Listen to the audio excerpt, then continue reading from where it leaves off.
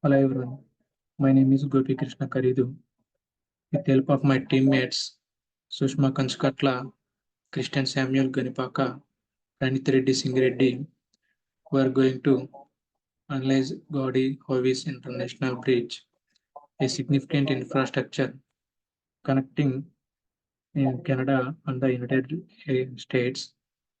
The presentation delve into various aspects of the infrastructure, such as its milestones and, and how it compares with the regulatory bodies.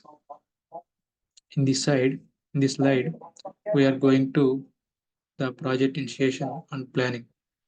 The project aims to connect peoples, nations, and commerce by adoption of six-lane bridge at the busiest commercial border crossing from the United States to Canada. Success lies in dependence on proper governance and active involvement of the community. It aims to construct a 2.5 kilometer bridge with improvements and modifications of local bridges and highways.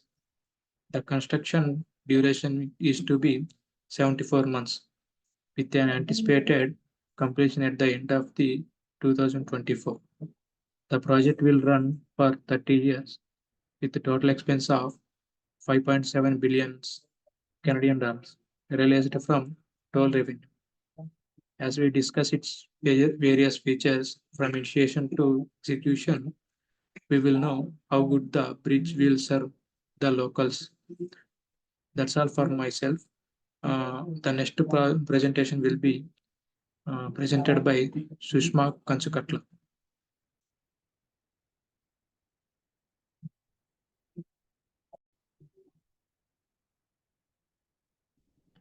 Hello, myself. I'm Sushma Kanchukatla and my ID is 0855955 and the final project residency assignment. And here comes the slide fifth.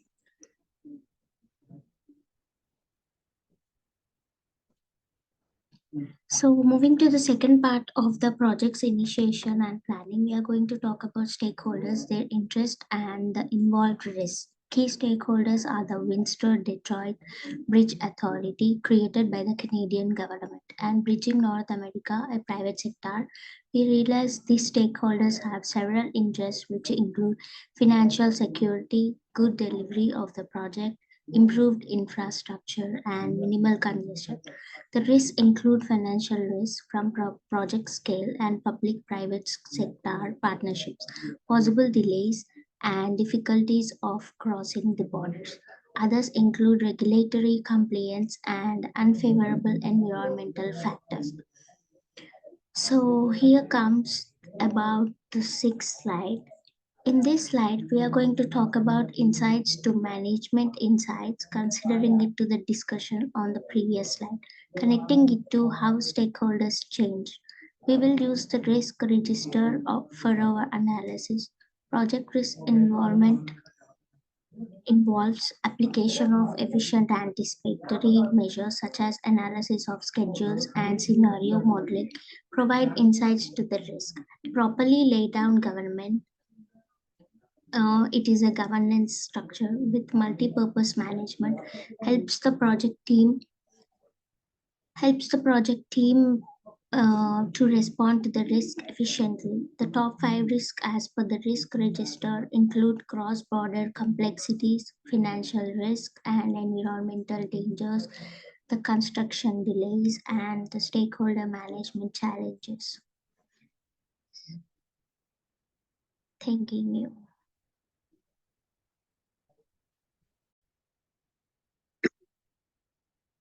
Hello guys, my name is Christian Samuel Ganipaka, and I'm very glad that I'm doing this presentation.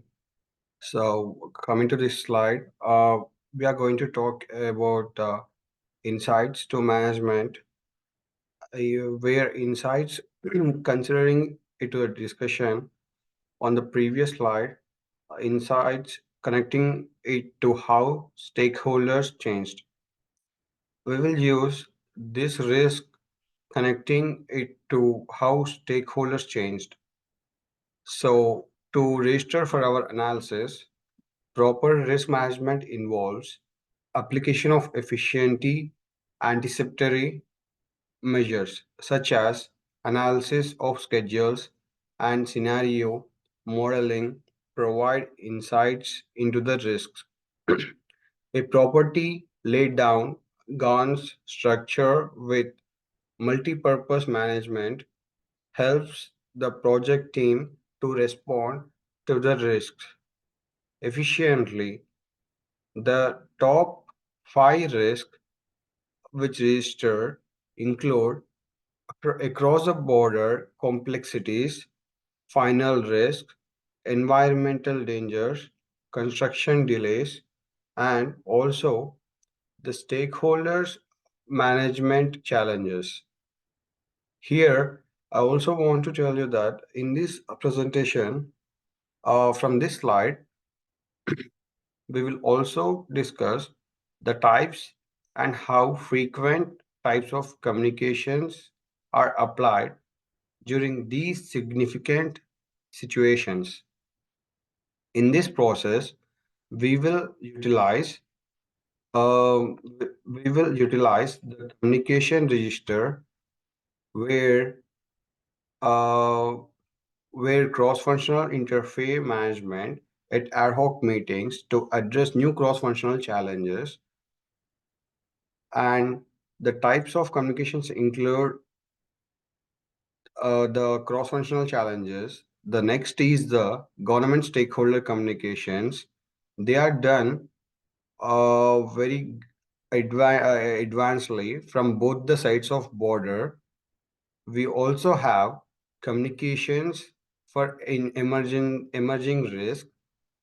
Locally, we have community engagement communications that ensure monthly new settlers to the local communities.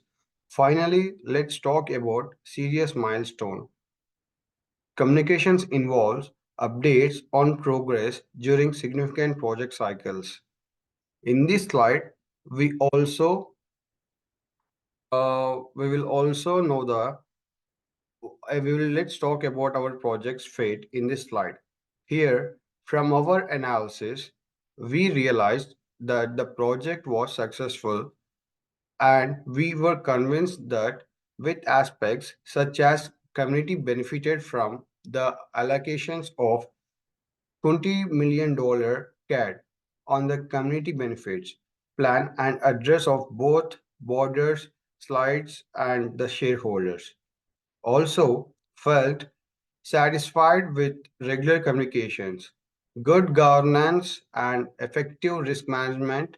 Finally, the project is also recognized and receives awards for top achievements at the P3 Awards in 2020.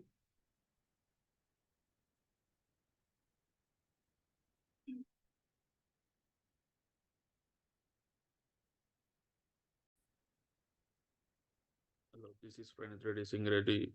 Continuing about the final project is communications event stable change management communication plan based on stakeholder responsibility. This slides present a representation of a communications events. It's a highlight of the various types of communication and how often they are utilized throughout the project development. The table coming to the table like stakeholder communications method, frequency, responsibility, and the notes. Client executive communication method with executive steering committee and monthly the first Tuesday of each month, and his responsible account manager is the responsible for that, and his review status, key issues, on milestones, and client sponsor status report weekly like Friday till 2 p.m. and the responsibility is project manager and his responsible like review project status schedule change requests and coming to the development team status meetings weekly till Thursday like 3 p.m. and project management office and his notes is to text what he responds. And coming to the reference like last slide, these slides present a list of the sources we utilized to do a comprehensive analysis into the George Howe International Bridgeport. And I'm grateful for your time. If any questions, Please free to ask. Thank you. Have a good day.